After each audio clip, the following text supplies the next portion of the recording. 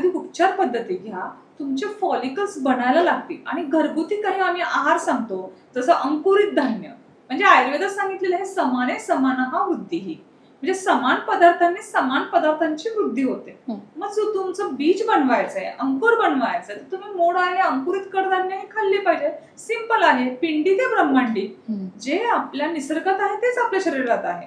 तर अंकुरित धान्य खाणं, नंतर व्हिटॅमिन ई साठी गहू रोप रस, म्हणजे तेही अंकुरच असतात, की गव्हाचं रोप लावून त्याचा रस करून पिणं. नंतर बदाम, अक्रोड हे रात्री भिजत घालून ते सकाळी उठून खाणं, याने सुद्धा AMH वाढायला मदत होते.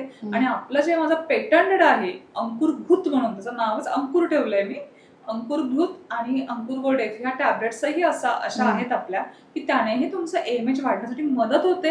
आणि असं झालं समजा की तुमचं नाही झालं, माझ्याकडे सक्सेस नाही आला दुर्वा अंकुर आयुर्वेदमध्ये, पण तुमचा IVF सक्सेस रेट वाढतो ह्या सगळ्या उपचारांनी. तर प्रयत्न करायला हरकत नाहीये.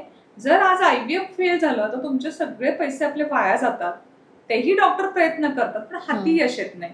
तसं आयुर्वेदात नाहीये. तुम्हाला काहीतरी फायदा हा होतोच. अगदी बाळ होईल असं, कारण ते शेवटी मी देव नाहीये. देवाच्या हातात आपण एक सायन्स वापरून आपण प्रयत्न करू शकतो. पण मी तुला मगाशी म्हटलं, देवाचा आशीर्वाद जर असला तर पाळी गेलेल्या, म्हणजे देवाला जर तिला बाळ द्यायचंय ना, तर पाळी गेलेल्या बाळीला सुद्धा माझ्याकडे फरक पडतो. आपण कुणालाही मातृत्व नाकारू शकत नाही.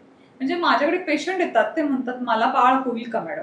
तर मी म्हणते होणार, कारण तिला आई व्हायचं असतं ना. तू फक्त पॉझिटिव्ह राहा, पॉझिटिव्ह विचार कर, आपण मनापासून 101% प्रयत्न करणार. बरोबर.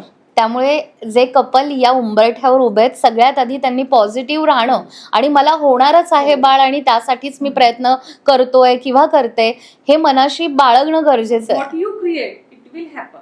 बरोबर आहे. ब्रह्मांडामध्ये तुम्ही जशी आज्ञा टाकतात ना, तसं होतं. पण नेमकं उलटा प्रवास स्त्रिया करतात, खूप निगेटिव्ह मध्ये राहतात त्या. समहाऊ घरातला प्रेशर, सोसायटीचा प्रेशर,